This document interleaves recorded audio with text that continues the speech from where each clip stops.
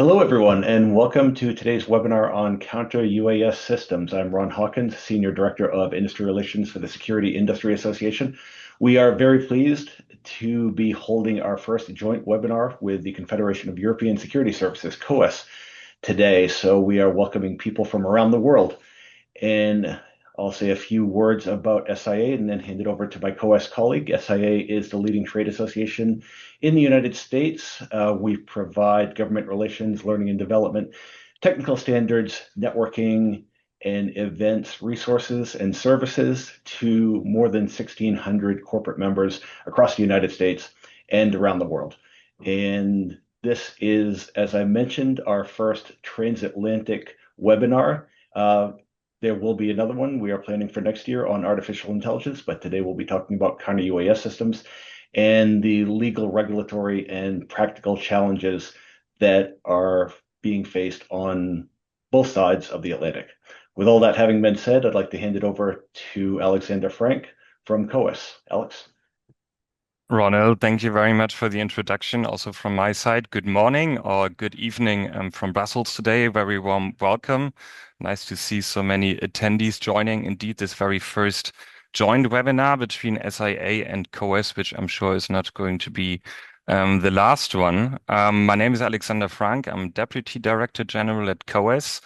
At EU level, we represent in total 23 national security industry associations in Europe. That's roughly 45,000 private security companies with 2 million guards. And if we talk about the topic of counter-UAS, we look at it mostly from the perspective of the end user on the ground, right? From the companies and workers and protecting the diverse perimeters of public spaces and critical infrastructure. And to set the scene a little bit for our exchange today,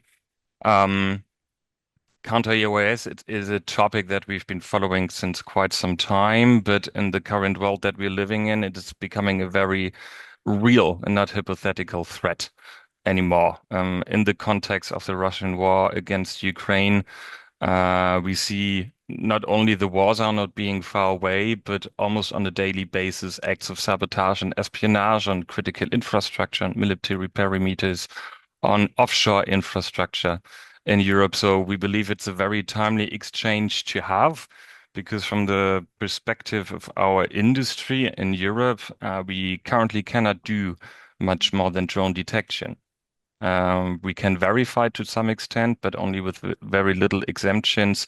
We cannot mitigate this threat. And it's a very important dialogue to have also with the public side, whether this is still a very adequate situation if we look at the challenges and threats ahead. So we're very glad to have with us today Valerio Liberatori, the responsible policy officer at the European Commission for counter-UAS. Valerio, you're very much demanded man here at the moment. So we're very glad that you're finding the time to be with us today and that you will talk a little bit about the perception of the drone threat by the European Commission, various initiatives that you are ongoing.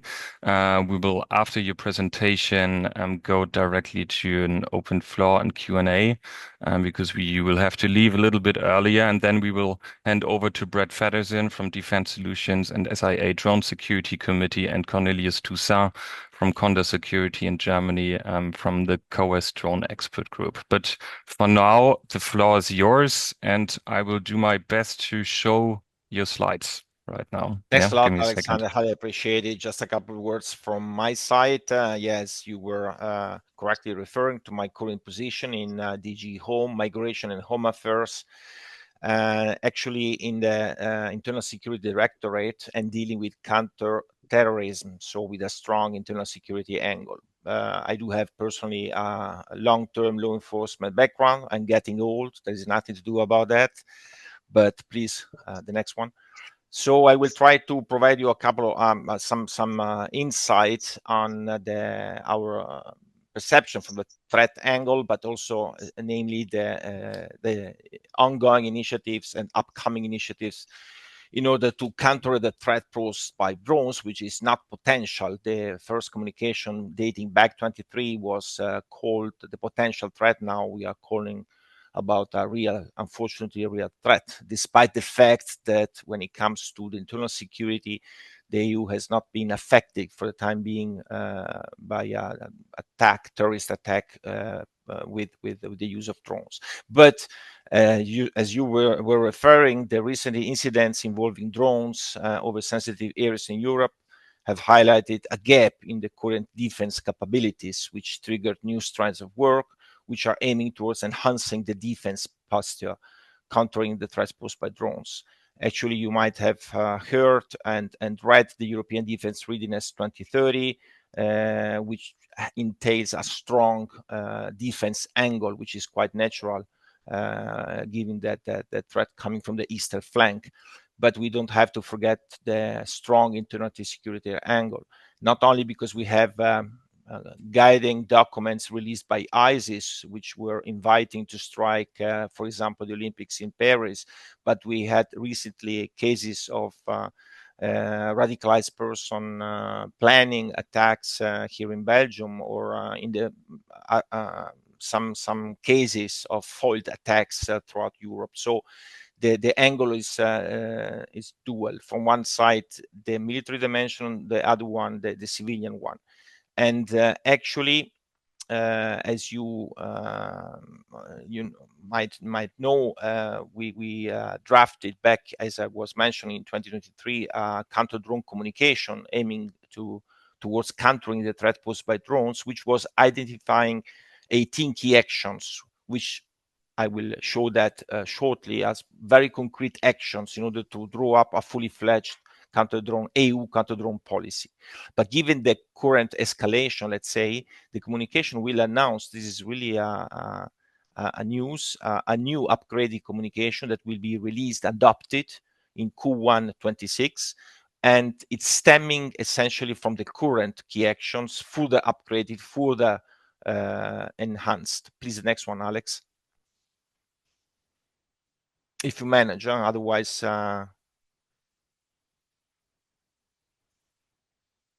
yeah, I mean, this is just a normal reference and the outcome of what you for sure know better than me when it comes to counter-drone system and technologies. We don't have a silver bullet solutions. The keywords in interoperability, and the multi-layered approach is currently the only solution that has been adopted throughout Europe. This is in line with our experience, like the defense in depth. Please, the next one.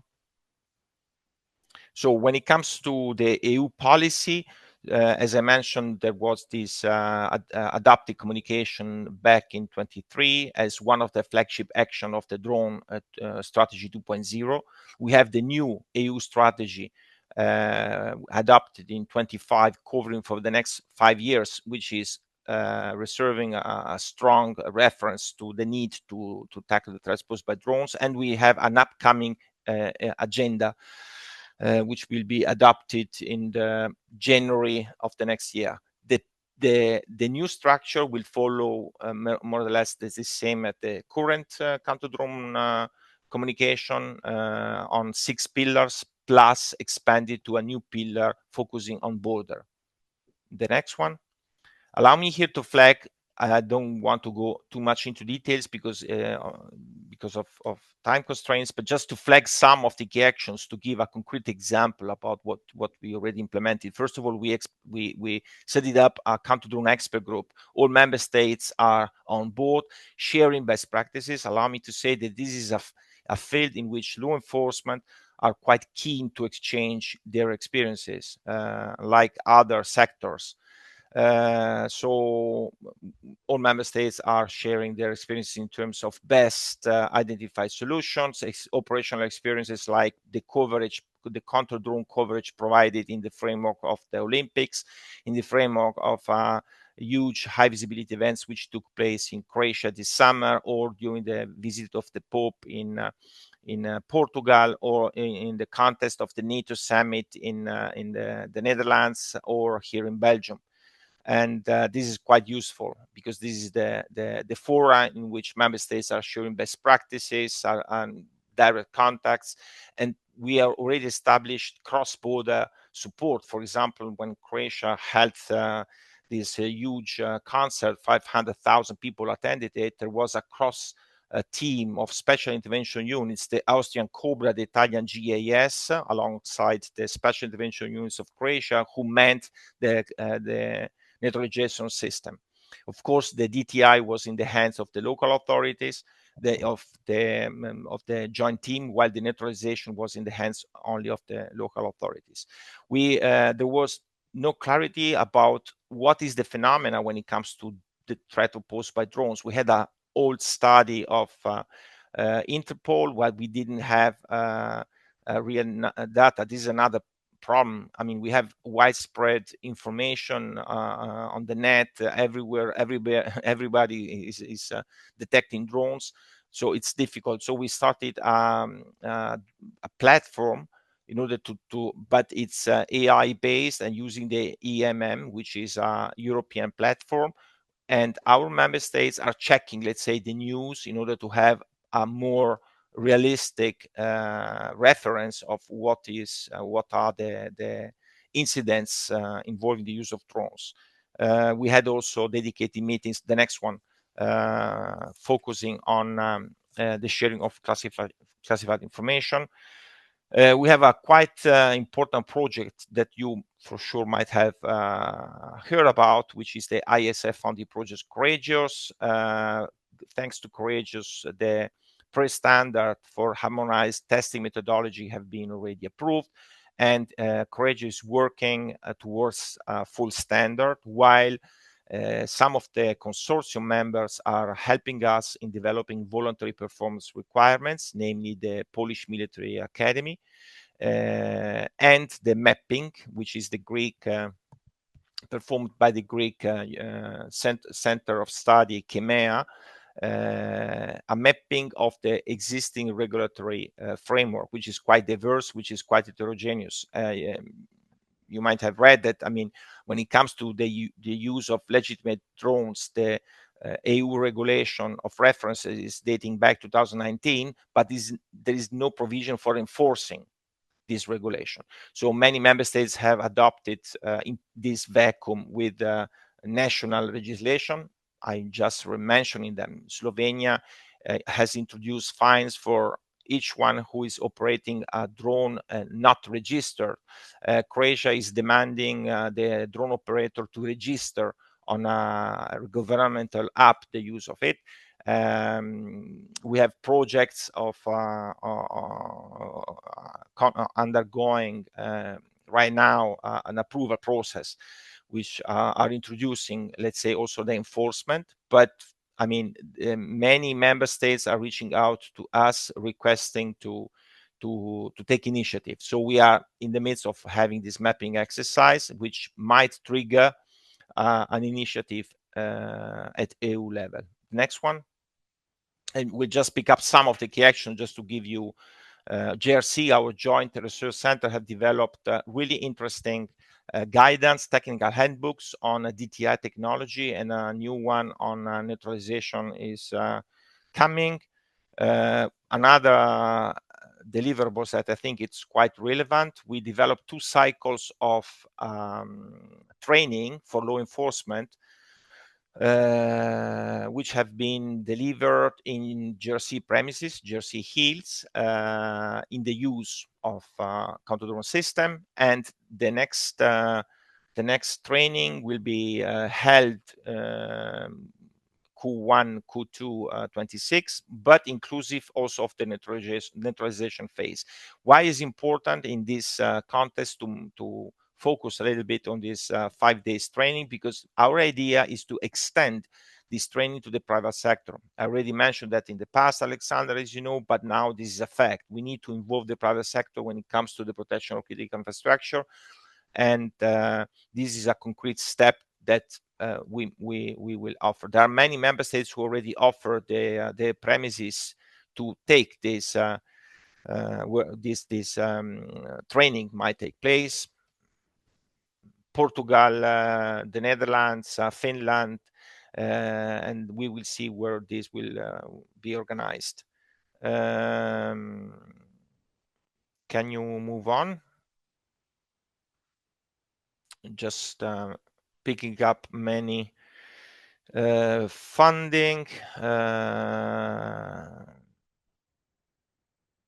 Yes, that's quite relevant that I would flag. We established a living lab, a counter-drone living lab, where counter-drone solutions are tested in Jersey Hill premises, and they have been also deployed to protect commission buildings, and it will be expanded.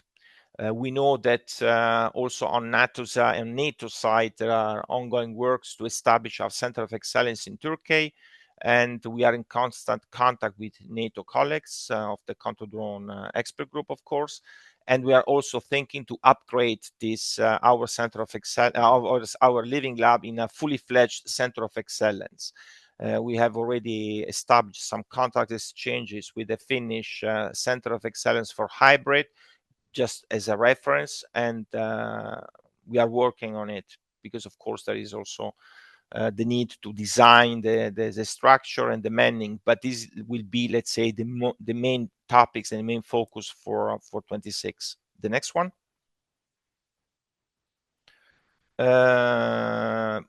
Protect Call 24 when it comes to the funding. I already mentioned it has been already launched and has awarded the Courageous 2, which turned out to be quite relevant stakeholders in supporting us, the European Commission, in implementing the communication. That's all from my side, and happy to take some questions if you have any. Thanks, Alex. Over to you.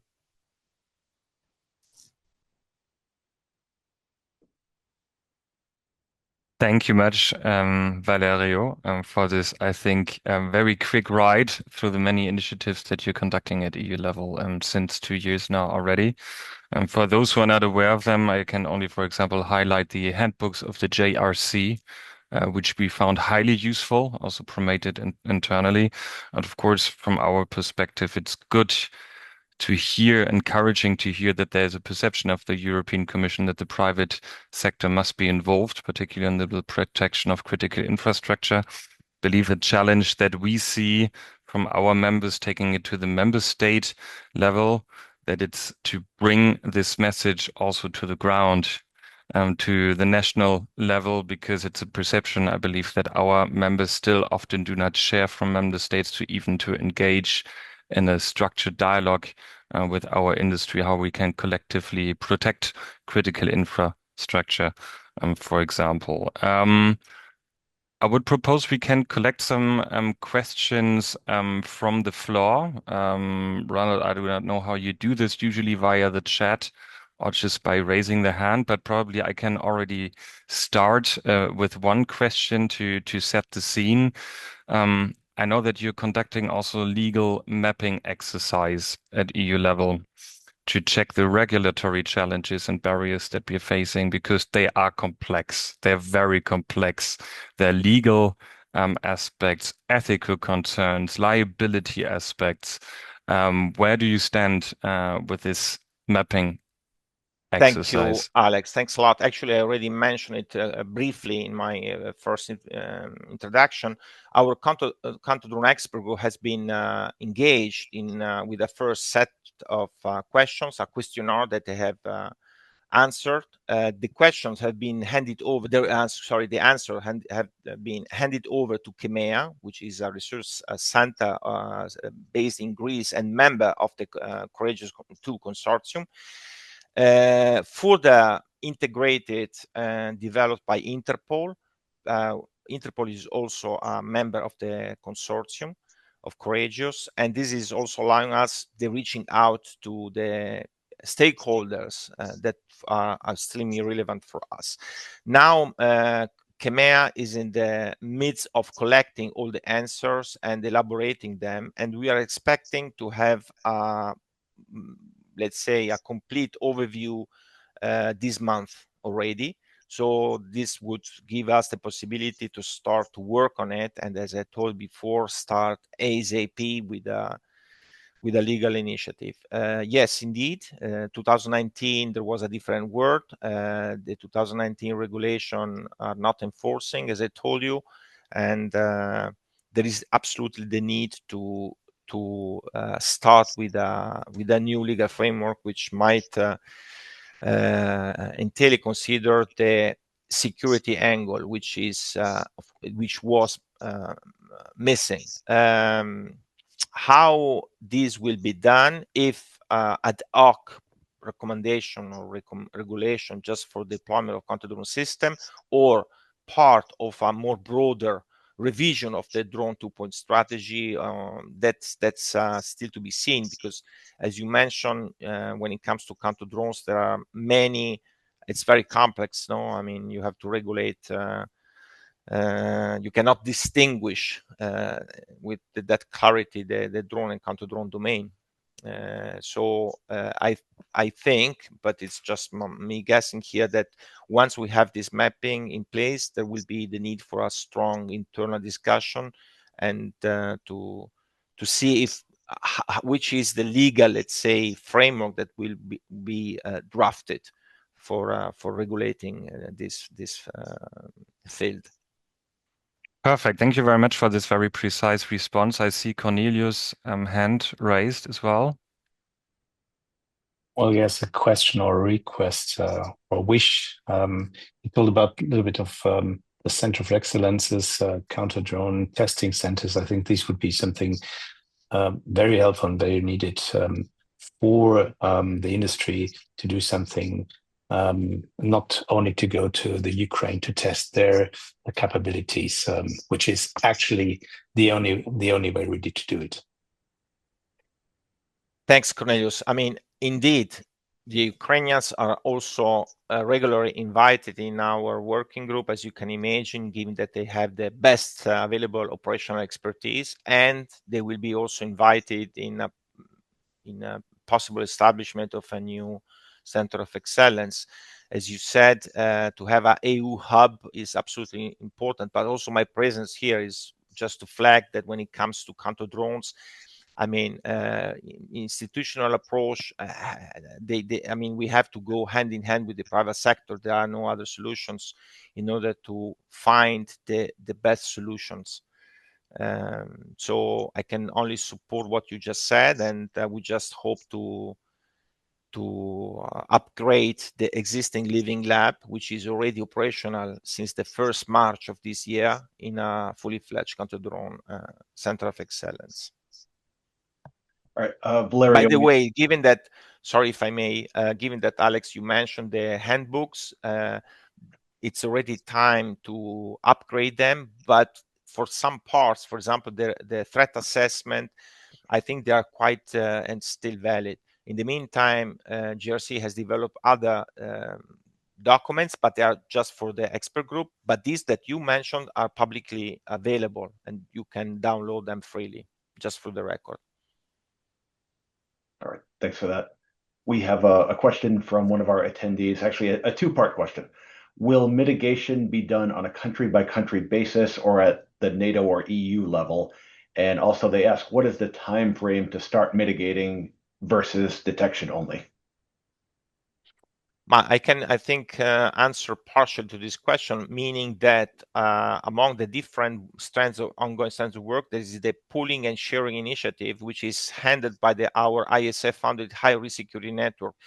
What is the goal is to share counter-drone equipment. We have a quite heterogeneous scenario here in the Europe. So you have member states who are quite well equipped, others they are lacking behind, or there is anyway the need to merge forces in order to properly protect a sensitive target. Example, during the Olympics, the French have been supported by the UK and Germany assets, or when it comes to the recent high visibility events which took place in the Netherlands and also in Portugal, the high risk network deploying colleagues, law enforcement from Spain and here from Belgium, they were deploying let's say, asset in order to protect these high visibility events in a cross-border dimension. And this is something that we would like to further enhance. This is also something that is happening with Atlas, the network of the special intervention units. So member states, that extremely little member states, of course, they don't have the counter-drone capacities. So to create a EU network which is manning, operating counter-drone system to be deployed upon request of a member state, that might be a solution to have a EU answer. But for the time being, of course, this is a national. What we are looking to is to have standards. Why they are so important?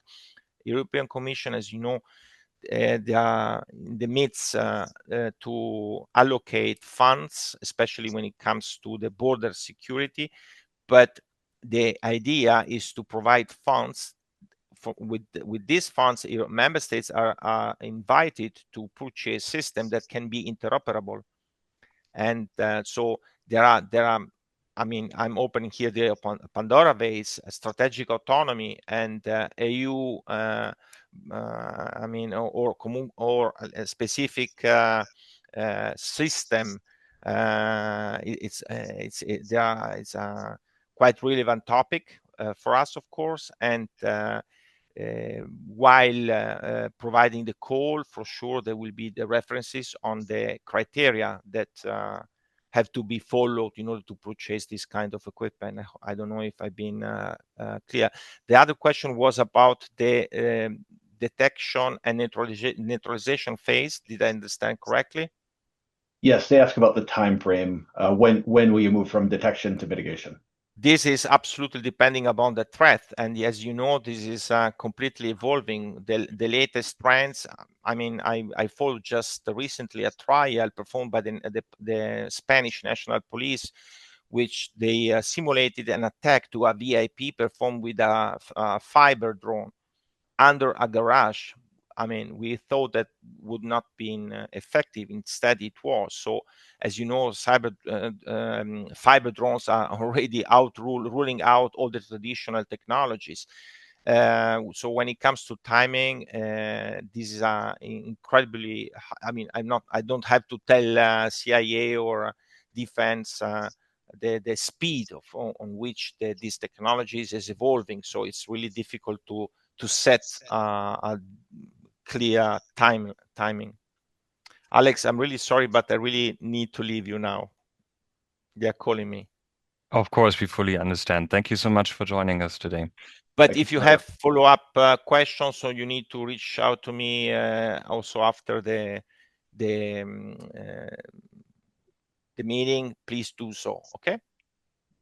Thank you very much, Valerio, for being with us. Thank you for hosting me. Bye. Bye. Thank you.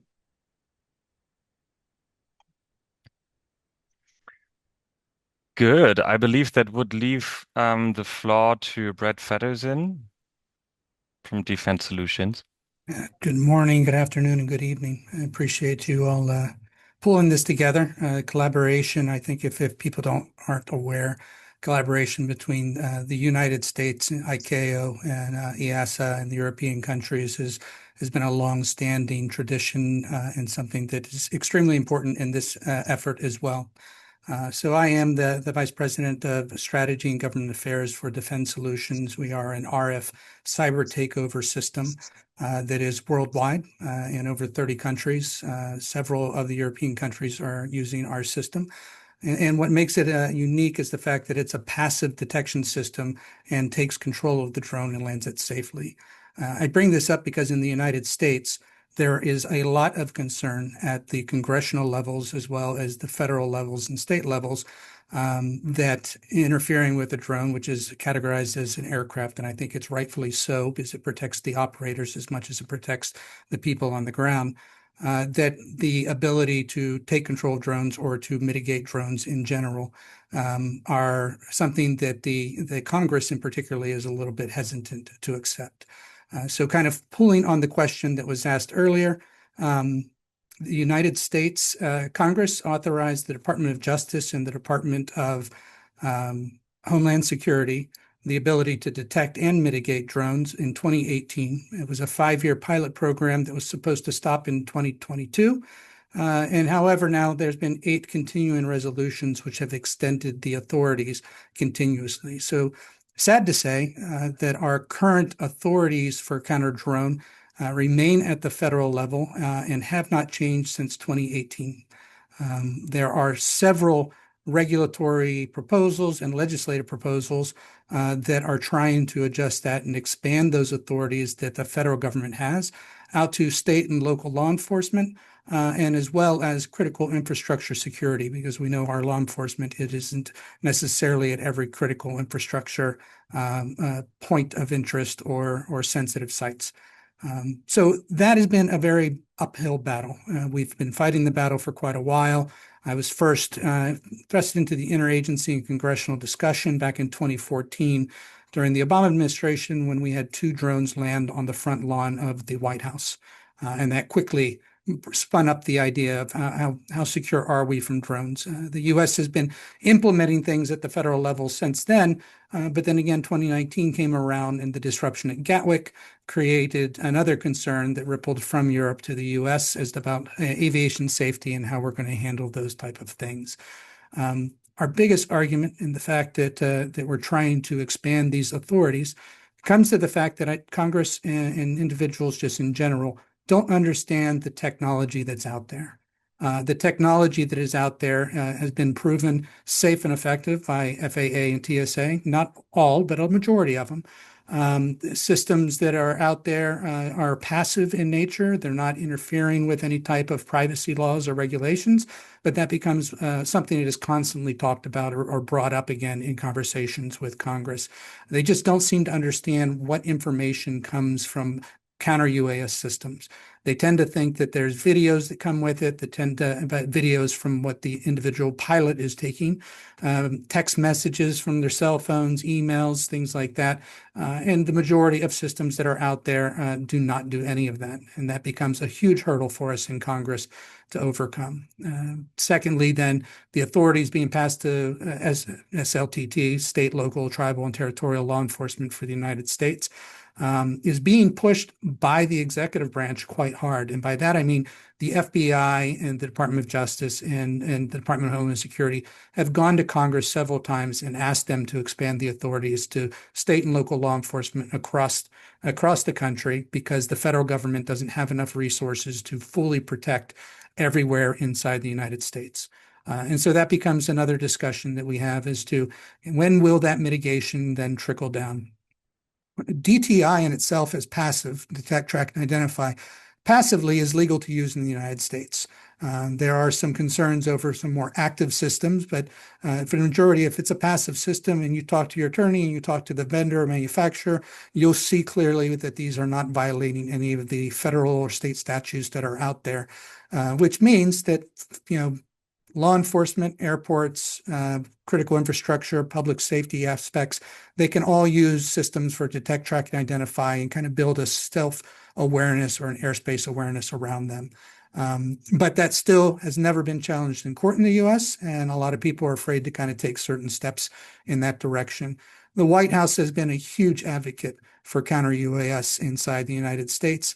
They've been working with Congress closely on some recommended legislative proposals and trying to push forward the conversation, the discussion. In short, the president does not want the alarm that was caused back in December 2024 when we had several drone sightings across the Northeast and nobody was able to stop them or really identify what they were and what they were doing. That debacle kind of led to public mistrust, and then the White House has been right on top of that to say we just shouldn't have these issues again moving forward. There are systems out there that do cause concern. These are the Chinese systems. And if you're tracking the Federal Communication Commission work in the United States, there's an effort, obviously, to ban DJI and Autel products. That would extend beyond just the drones, but to the counter-drone solutions that they have, the aeroscope-based solutions that they sold in the United States a long time ago. That's an ongoing discussion about whether or not state and local authorities should be able to use Chinese-made drones, not necessarily the counter-drone piece. And so that is also kind of a regulatory debate. Moving from legislation to regulation, The regulator in this airspace is still the Federal Aviation Administration. They're the ones that still come up with the performance standards for what counter-UAS systems should be. They're the ones that activate any type of airport improvement funds to support the airport piece. And they did a large testing swath from 2019 to 2023 on systems to determine whether they were safe or effective in the national airspace. And by that, they mean they're not interfering with any communication platforms or other sensitive equipment at the airport or inside the national airspace environment. That publication of the drones, the manufacturers, has yet to make it out publicly as to the ones that have been deemed safe. They're still internal to the U.S. government. We've been advocating SIA on behalf of all the other vendors in our working groups and subcommittees that the people that want to buy, detect, track, and identify systems should have a menu of options of systems that the government already sees as safe to use. And then the mitigation piece would follow suit in the kind of same aspects of things. The FAA hasn't published that safe user list, and they have not published the safe standards list, or that minimum set of standards that people want to make sure that they buy a system that is in that niche to be safe and effective when they're using it. So regulations have been extremely slow, although the FAA has been busy at testing and going through this process. The interagency is being pulled together by a counter-UAS task force led at the White House. That's new to this administration, which is really getting the momentum and the activity moving. Furthered by executive orders that have come from the president, again, specific to airspace security, drone integration, and counter-drone protection as we kind of go through the process. And that has been a sounding board to help move Congress forward and move, again, the regulatory system forward. Either way, we find Congress has been nonpartisan in the counter-UAS debate. They all understand that there's a need for some systems to detect, track, identify, and even for systems to mitigate. They're just hesitant on expanding those authorities at this point to state and local level. We'll continue to advocate on behalf of SIA's members, as well as the other security industry folks around the country that need to be able to see what's flying in their airspace and then address it from there. Those are the big pushes that we're doing here in the United States. That's what SIA is, one of the big leaders with the White House, with Congress, and with the industry. We are trying to get some kind of movement here in early 2026, just to break the status quo we've been in for the last 8 years. Thanks, Brett. Yeah. So, as you mentioned, obviously as you mentioned, of course, the authorizations right now are just limited to the 4 federal agencies: DoD, DOJ, DOE, and DHS. So, can you talk a little bit about how counter-UAS is handled for major events? For example, next year, the U.S. will be hosting the FIFA World Cup, probably, the biggest sports event in the world. All eyes on that event for a month in June and July. How did the agencies work with state and local authorities to try to create a workaround since the local facilities cannot deploy these defenses?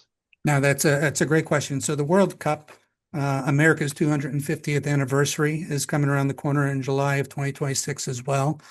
We also have the U.S. elections. All of these security events are important to the administration and to the industry to be able to protect. So in the absence of movement in Congress, the federal government has come out with a plan to deputize state and local law enforcement that go through an FBI training course that are familiarized with the systems that the government uses, and then be able to use those type of systems to support the World Cup events and all the other sensitive events at each individual city. And this would impact, obviously, airports, it also the stadiums, but it influences, obviously, the housing that these athletes are held at, the practice fields that they're at, any other fan zone events that are built around each one.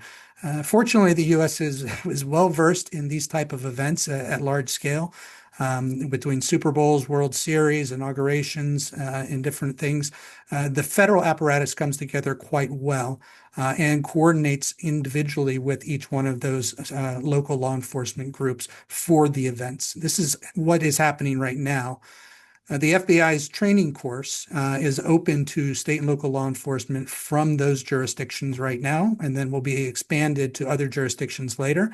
But the FBI is bringing that law enforcement arm into their training facility, familiarizing them with equipment, explaining the legalities and the laws, and then on to a deputized program where they become the extension of federal enforcement, where they get granted those counter-UAS authorities down the road as they're kind of going through. Fortunately, there was enough foresight in the One Big Beautiful Bill we call HR 1, which actually forecasted the funding and budgetary requirements for the World Cup protection, and forward-leaning actually put into it counter-UAS specific dollars that the state and local law enforcement and state agencies are able to get from the Federal Emergency Management Association and the Department of Homeland Security. That is already in process. So there are all these jurisdictions which are now enrolled in training with the FBI or have completed the training course. We also have a lot of them that are waiting for the grants then and getting a layered approach of systems to protect the stadiums in these different areas. And I think in an absence of, again, some type of expansion of authority by Congress, this is a proof of concept that will show the rest of the country and parts of the world that you can do this at scale across multiple regions of a large area. And so we're looking forward to getting into the hands, training these operators up and letting them use systems. It goes hand in hand with when that comfort level is obviously seen by Congress. We'll continue to push to get the authorities past state and local law enforcement to those private security industry and trained professionals that are protecting our critical infrastructure or other stadiums and aspects like that. So that is the current approach. It is working. Congress seems to be very aware of it and not really having heartache with that approach at this time. Yeah, do you think that could be kind of a game changer, something that can break the logjam if members of Congress do see that this can be done effectively? I do. We in the industry have been educating them quite a bit on the various technology that's available. And it seems that once we do that, they understand it's not a technology issue, it's a legislative and policy issue. I think when they show at scale, now they are aware that the federal government has been doing these things at the Super Bowls, World Series, NFL drafts, big events that kind of go on, even big music festivals, right? We have counter-drone operations going on in those locations. So I think their awareness is being built. When you do it on a large scale like that, I think they'll understand the need to expand it to state and local law enforcement across our country, which, by the way, for those that don't know, we have 18,000 police departments in the United States. So each jurisdiction has different levels of state law that allow them to do things a little bit differently than the federal law. So the deputization actually keeps a common platform of what the law is and what they can do from the East Coast to the West Coast, no matter whether LAPD or NYPD. The training is the same. The use of the authorities are the same. And this is kind of what we're looking at in general. We have found it interesting, and going back to the original kind of question as to whether member states in Europe are going to wait for the EU to do something or do things themselves. In the United States, the FAA has primacy over the airspace, no matter what state it's in. States can manage and legally enforce laws that are on the ground and operate in that area. Some states have created ordinances that reflect an ability to limit takeoff and landing zones, in which case they can cite individuals for. But we do have 4 states now that have created their own state laws that go towards counter-UAS authorities for their state and local authorities. And Congress and really the federal government has not really balked at it. They're aware of it, but they haven't come in and challenged any of those laws yet. We do know that other states are looking to kind of implement the same thing, and obviously a federalized aspect of pulling it together would be a little bit different from state to state. And so we're trying to figure out what makes sense. Again, we don't want one state to be different than the other state in how they apply the laws or how they execute counter-UAS operations. Right. All right. So we talked about mass gatherings, and you mentioned critical infrastructure before. Are there other sectors in particular where drones pose a special threat? Yeah, we find it interesting when we talk to folks that what you end up getting is a lot of data centers that want it. There's a big push, obviously, with celebrities to get things moving, to be able to protect their homes or big event locations. Movie studios are constantly fighting IP issues with drones that fly over and want to take pictures of what's being done. So these other parts of the industry are also asking for some type of ability to do this without having to, again, drain resources from state, local, or federal law enforcement to do these kind of things. So this is where SIA has been very vocal and active in explaining, utility companies, oil refineries, things in that. When we talk in the United States, CISA has a large, 17 sectors that it looks at that it calls critical infrastructure. We tend to agree that that's what we should be basing it as. And so all these things would fit neatly into one of those sectors that require some type of protection. And that's CISA from DHS, if they're not aware, the Critical Infrastructure Security Administration, and their role in protecting critical infrastructure. So we get a lot of off normal venues that would do it. Even our maritime, we have a maritime system that protects ships. We got a lot of import-export aspects of things when it comes to port security or ship security that are moving things in and out of U.S. ports, which are also very, very much important for us to pay attention to. So, we're hoping that those voices get a little bit louder. SIA continues to echo that in our engagements with Congress as we collaborate with other industry associations as well to do the same thing, which makes it nice. So we are a growing loud voice for those private industry, private security entities, and we want to make sure we keep that moving. Great. Thanks, Brett. Alex, did you have a question? Yes, thank you. My first question also relates to the question in the chat. So what I understood from the current situation in the US, that although the FIFA Cup might be a game changer to some extent, for the moment, legal competencies related to UAS mitigation, they are only limited to the federal level, that there's still hesitation to give these competencies to law enforcement on the state and local level. Are there discussions of even extending this limited to certain situations to private security? What is the situation? Yeah, so we are having those conversations. Regrettably, I don't think they're sticking. Is the truthful answer?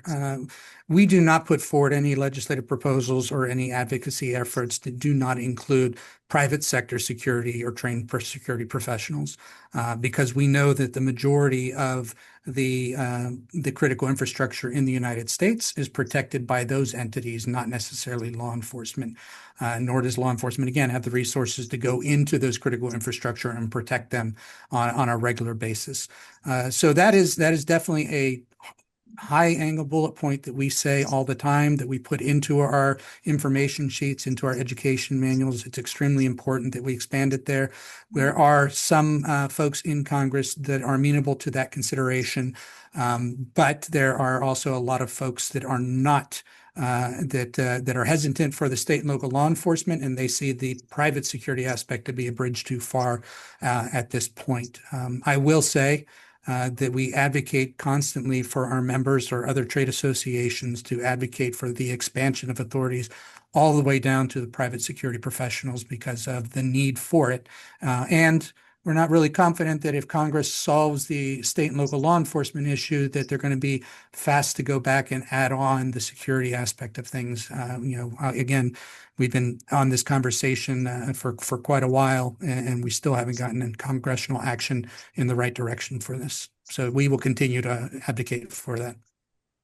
Thank you very much. I think that's a very interesting aspect, and I'm quite sure Cornelius will talk about that as well to some extent in his intervention. Just that I would recommend that it can indeed be a topic for the European side and the US side to stay in touch with, because the situation seems to be very similar. Although we have some exemptions in Sweden and in Finland for private security to protect critical infrastructure from drones, but these are very small exemptions, to be honest. If you allow me one last question, and then I would suggest we go to Cornelius to intervene from our side.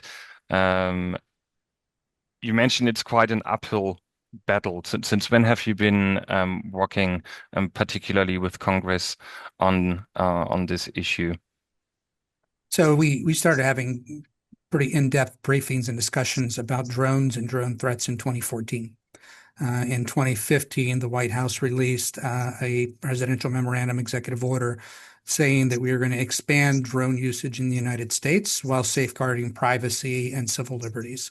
And we've done that. We've been able to build that expansion. The FAA has been doing a great job at integrating, although I know it feels at a very slow pace. The only thing I can say is that when you're trying to balance safety and security, the FAA doesn't want to damage their longstanding reputation as the safest airspace in the world. And so they are going at a very deliberate pace when we kind of go through that. And then if you're not familiar, 2016 was the first time that the Congress asked the FAA to start looking into counter-drone activity, counter-drone concepts and solutions. 2017 is when the Department of Defense and the Department of Energy was given counter-UAS authorities, which then again, those have not changed. And then 2018 was that 5-year pilot program that I discussed earlier for Department of Homeland Security and Department of Justice. Our argument constantly when Congress wants to put out legislation at a pilot program pace inside the state and local law enforcement is that they've already had their pilot program for 8 years instead of the 5 years, and they pulled it out without.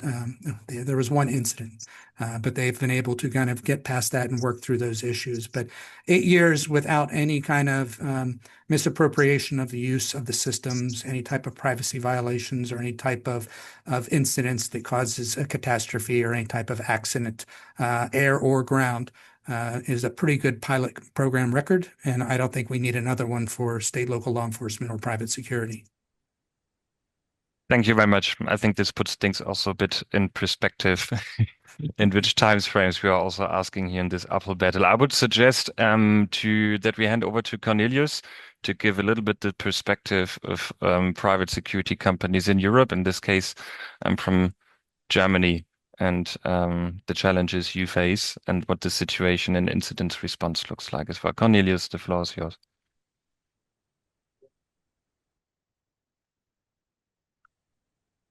You seem to be muted.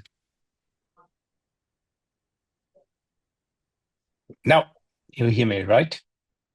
Excellent. Okay, I will try. Yep. Okay, now it's fine. Okay, thanks for the stage. I will try to add a little bit additional information. And thanks for this first coming together of both areas of interest, so US and Europe. Let's see if it. Okay, just very small information. So we're a family business, quite small company for security companies, if to be compared with others, even in Europe, which are where we are. But since 2012, we are looking for drones and the aspects of counter drones as a part of our security provision. So everything what we've done in the last 15 years, 12 to 15 years, is done to find something for our standard safety and security business with drones. So, as I said, we're a small company, but we are in several fields active, from aviation to maritime, rail safety, and the standard security businesses. Which means we have a couple of drones actually in the field and drone companies in the field. So we are a training company for pilots. We are producing our own drones, which are active in the Ukraine. We are going to support Ukraine as well with FPV drones for the battlefield with joint venture in Ukraine. And of course, we have an emerging question for counter-drone systems and counter-drone solutions. So I'm also a member of our European Dean group, for drone detection technologies. And due to the points in the last couple of weeks, we did have a general change in our politicians in the last 6 months, and also in the industry. And Alexander knows we've been, I think, in the summertime in Brussels for a summit, and I asked the people how many people are thinking about awareness programs for their own people in IT. Everybody said yes. Same question as I asked, okay, what about awareness about drones and the risk of drones? And the number of hands raised up were quite small. I would say now, in the last weeks, this changed dramatically. And this, of course, is because, well, not all pilots are on the good side. And also, we started in the past to say we're going for the good side, and we have in Germany in our BDSV group a working group which says, okay, use of drones, counter use of drones, and originally I'm coming out of the use cases of drones. So what can we do in our security stuff to use drones for support our guards? We are facing more and more this bad side of the planet. Yeah, and as we know, we see it, of course, some kilometers bit eastern, and I was last weekend over there via the weekend, which was not a holiday experience, to see it and to hear it. But beside the war, we see that drone becomes more and more dangerous. You talked about the theft of goods and IP, and then in the movies, or in the movie production, we also have this kind of smuggling from ports, prisons, but also in Europe, even across the borders for cigarettes and tobacco, which is in one country much cheaper than the other. We see the eco-terrorism, as I say, at this moment at the airports. I wouldn't say that all of these DJI drones are actually either in Brussels or Munich real terrorism, but maybe some people say, okay, it's much easier and does not hurt so much the own hands to fly a drone over there and get it up instead of getting glued to the takeoff and landing area. And we have, of course, the terrorism attacks, which we're all fearing about. And similar as for the good side of the planet, the AI potential gets more and more relevant for the negative use of drones, by automatic flights, by image analysis, also target recognition. And again, what I'm seeing more or less daily or weekly, the development in the Ukraine. It's a fast pass, and all the things we discussed 1 year, 2 years in the past, what we can do and can we detect and how can we stop drones. It's a month later, it's not any longer valid, and which makes the problems even more worse than we thought. This, of course, is in German, but this is just a slide I showed, I think, minimum 10 years ago. Last week, one of my colleagues from another security company says, okay, you showed these 10 years ago, more or less. I didn't change much. But 10 years ago, I didn't understand what you're meaning. And now I understand. And so that means the threat of drones is just came into the center of our industry, which means now we have to do. And what the slide says is that all the old protection rules or measures, well, they are still longer valid, but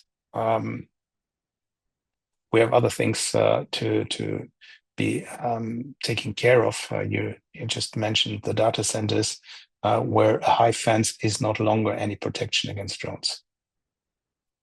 Of course, why are they so dangerous? Well, the fences, and we discussed in the past how big the fences should be on the airports. How can we control it? Whatever. They are nothing for drones, and also to control people going out or in a production center to avoid that they're taking the smartphones with them, or that they take out some technical sticks or whatever. We tried it, and I'm sure that most of the other colleagues tried it as well, to fly in and fly out drones in an industrial area. And you're happy if somebody says, okay, I saw a drone. It was nice. I saw it flying around, but nobody called the security agency or the whoever is responsible. What is, of course, already the problem is the detection of drones because of the variety again. So sure, it's easy to detect DJI drones, auto drones, or standard drones, but all the rest is again out of easy detection, as either cost extensive or more or less uncontrolled if we talk about the cable-based systems, which means it's of course problematic for all the standard industry being our clients to say, okay, we can detect already the drones. And if we're talking about only in Germany about 30,000 sites for critical infrastructure, and another maybe 30,000 sites, which could be also a point of interest for drones. We know that this is not possible, and it's not possible at all to be done by the police only. So I appreciate that that the US is also saying, okay, we have to push it also into the private security. And of course, again, we are on the similar side, and we discussed it last days already. If you see that somebody is climbing over your fence and you cannot do something, this doesn't help. But this is a situation with the drones. If we have this situation in Europe, the situation in Germany, what can you do if, as a private facility or private ownership, or even as an airport, say, okay, I see that there's a drone which might be a risk for my production, which might be a risk for my festival, whatever. You can call the police. As we know from normal alarm, it takes maybe 20 minutes, maybe an hour, but definitely much longer than it takes the police to come here and to get all this chain of instruction through it. And if you see, and for example, in Ludwigshafen, but there's one of the biggest chemical factories by BASF Ludwigshafen, it is just in the middle of the city. So if you start the drone with 3.5 kilos of detonation material, just from the next line of houses, you have a reaction time of 90 to 120 seconds. So what happens if you call then the police? It's just too late. Yeah, we have, of course, some development, slow development. We have actually this, I call it startup awareness or surprised faces. Although we're discussing this point that drones might be a problem since a couple of years, everybody says, oh, no, this will not happen and not here. Now we have some drones in Poland. Some of the drones which fell down in Poland were originally planned to go even further west.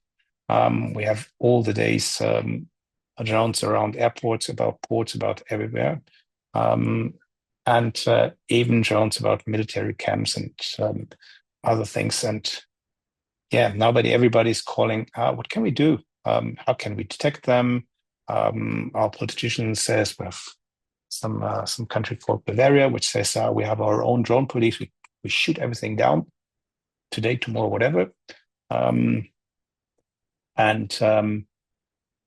Point again is, as always, we have loud words, but then somebody comes to say, okay, who is responsible? What are the costs? What are the standard operations? And in the end, who will be legally relevant for liability if something happens? And then everybody gets quiet till the next wave comes, and we have to do something.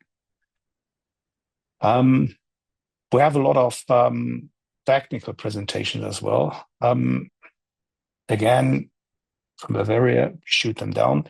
But this is something we already mentioned.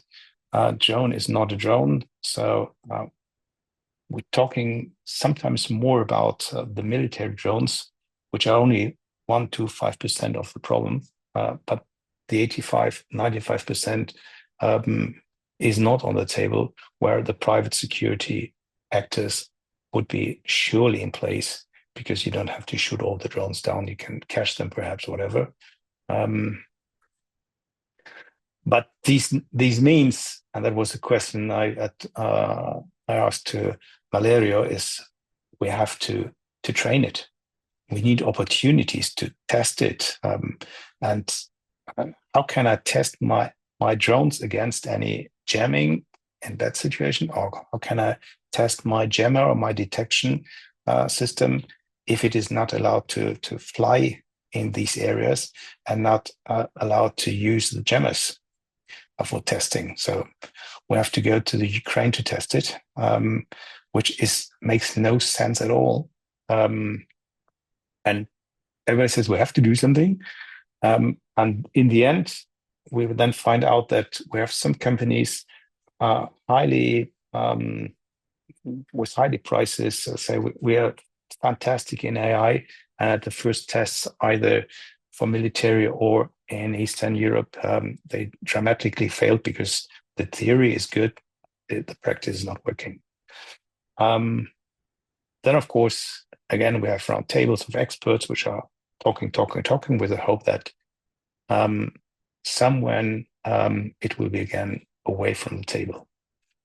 So my request is we have to do something, and this is not only my thing. So we have a request for new laws, which means we have a change of laws in the last days, last weeks here in Europe. But this is mainly law enforcement. This is mainly what can we do with our army against drones which are coming out from Russia, but nothing about the private security and private industry.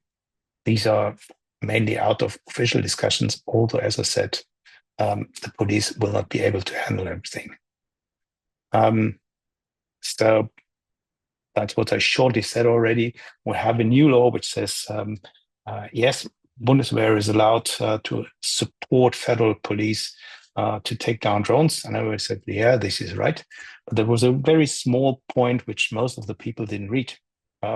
It is only allowed in particular serious accidents, which means similar as a thunderstorm goes down, or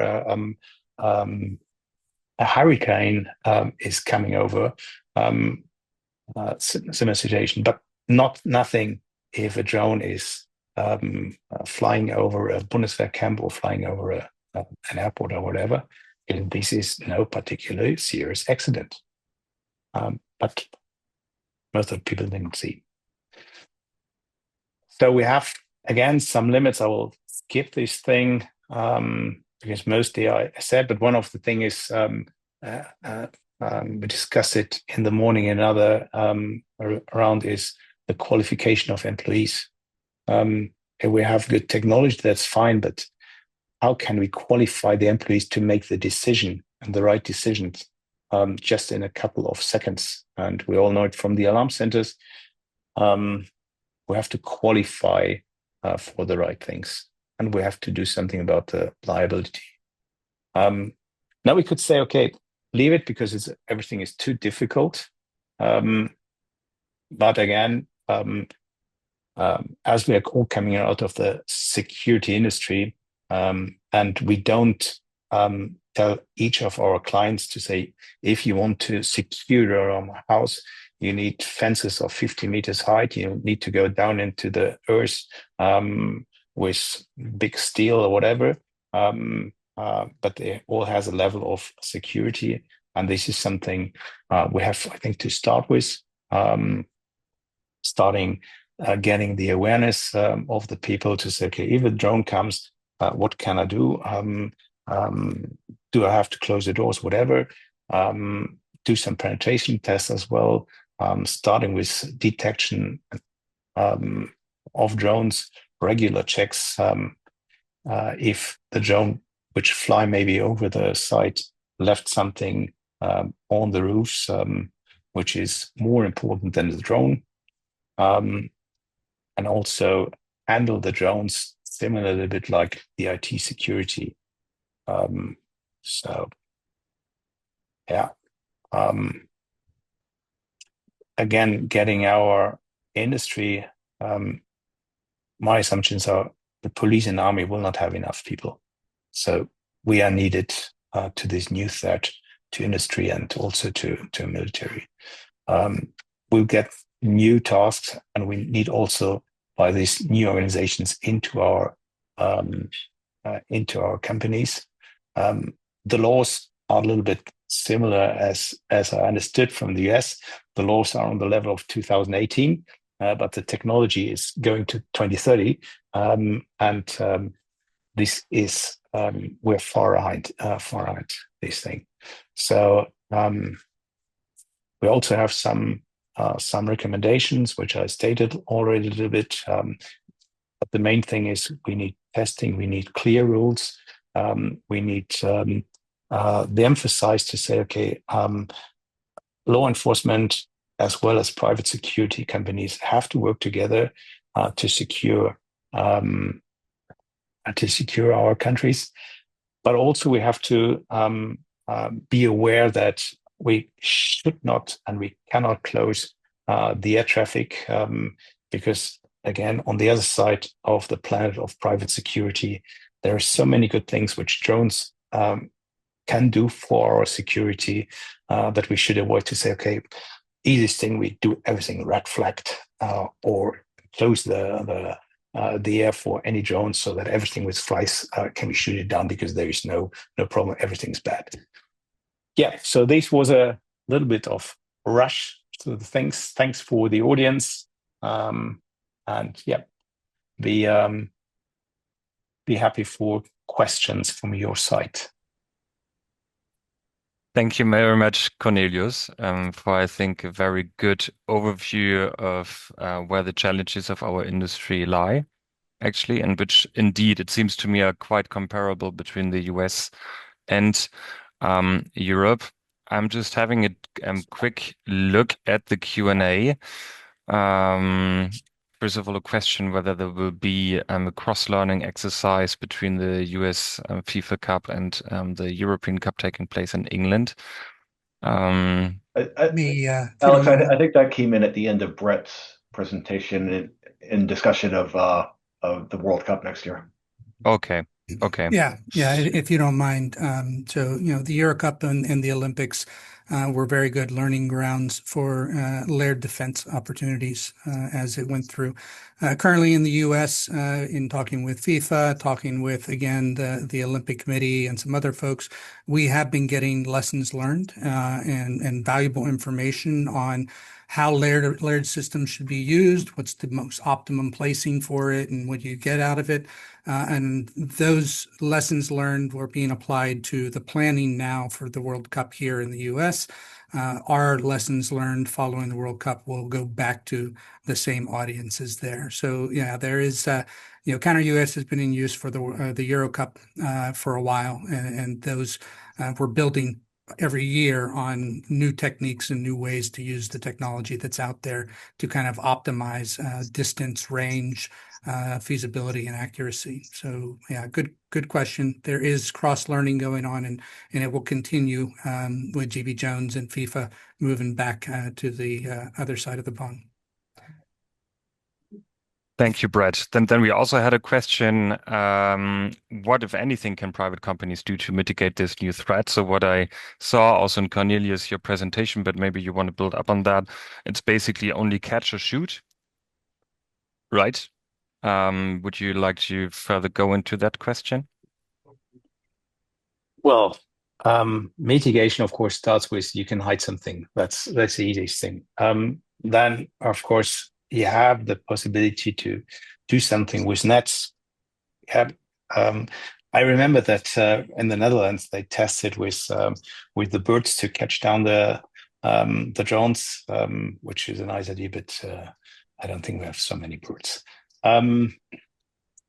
Yeah, we have technology-wise, of course, the problems to take over the drones, but there we discussed it on another scheme some days ago. There we're already on a way that we're out of the limits of the law because we're doing IT hacking,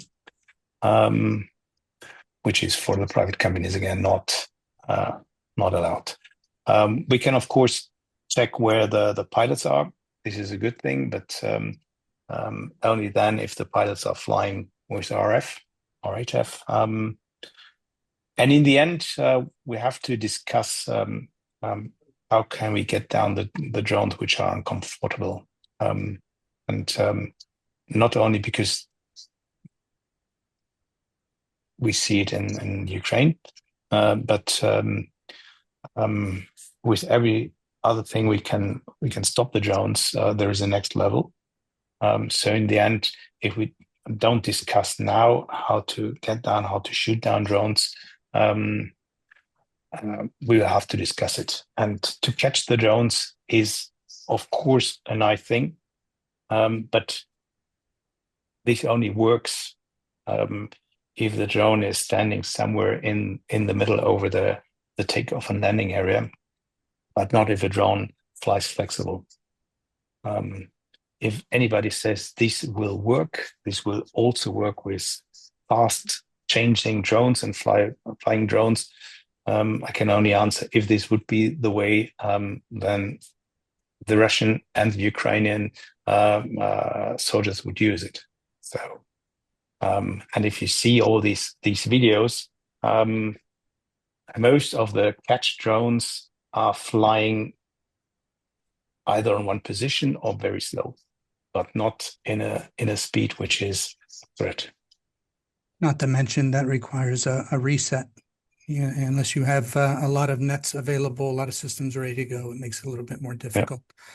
Yeah. I would like to comment on that same question for Peter. So in the United States, there are passive detection systems like ours that will show you where the drone is, where it took off from, but it also shows you where the pilot is or the controller is. And so in the United States, in particular, law enforcement has been using tools like this so that they can actually send a officer to interdict the pilot where they're at. So you're not doing the mitigation, you're doing detect, track, identify, and then some type of law enforcement interdiction to the pilot to tell them to land and then deal with the situation on that end. That is what I consider the best opportunity short of mitigations, being available to you in that aspect of things.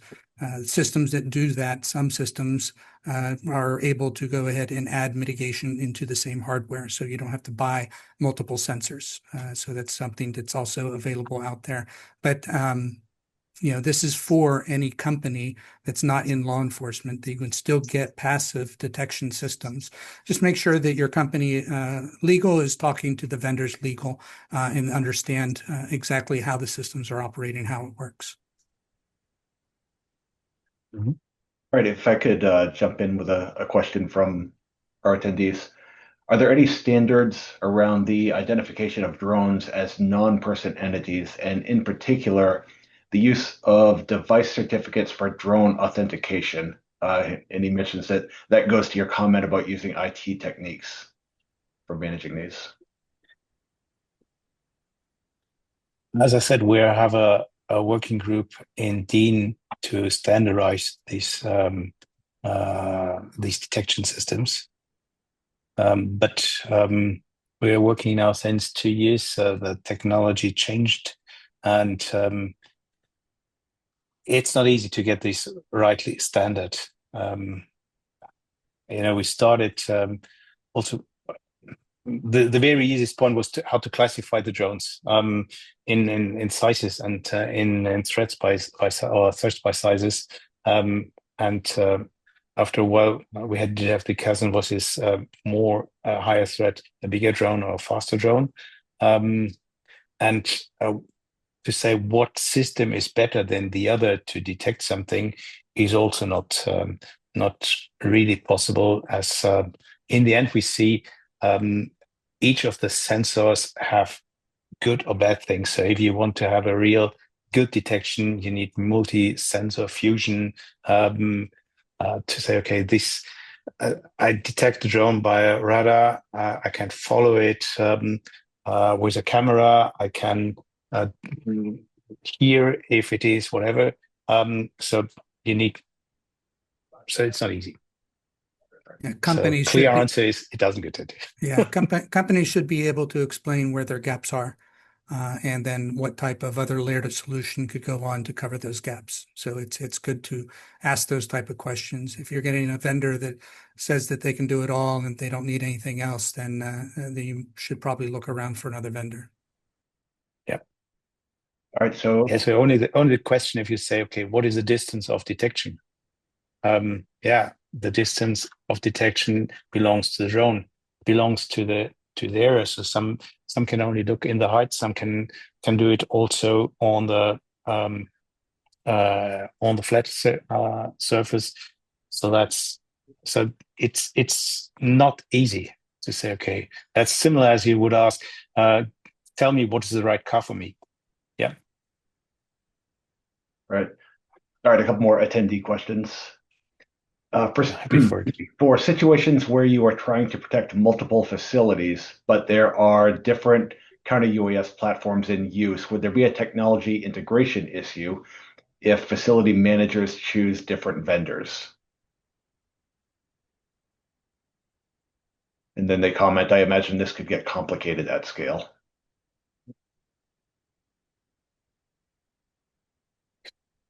Well done. Depend. I was looking for. I think it depends again from all the interfaces of the different vendors. So some are open, some are closed, and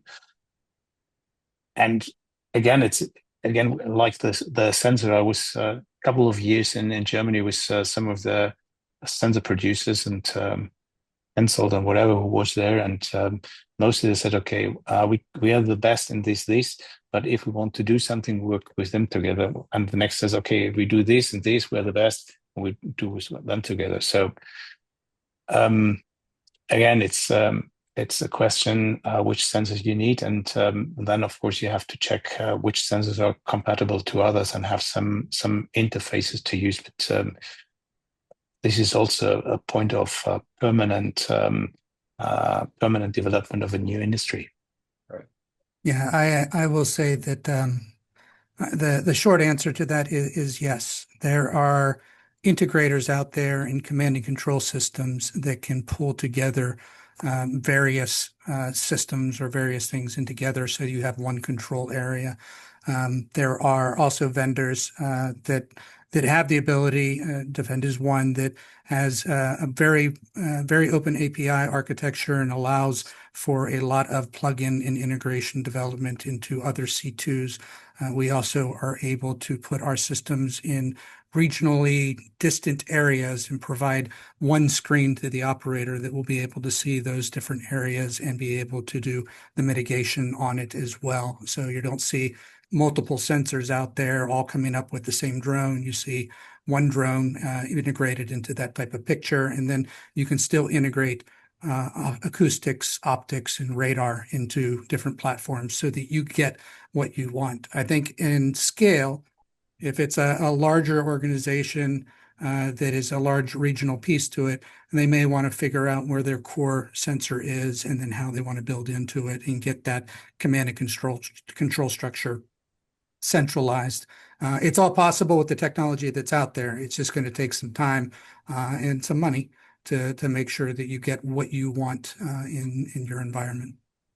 All right, so I think we can get to one more before we run out of time. My apologies to those who asked questions that we did not get to, but definitely appreciate the interest. So, last question. How do we address unregistered or do-it-yourself drones, that is, those that do not follow FAA remote ID, for example? Yeah, so again, I'm going to go back to technology capabilities. Our system in particularly, and I know there's other systems out there, pick up do-it-yourself drones, pick up 3D modeled drones, because they're using common platforms for protocols to communicate between the drone and its operator, drone and its performance.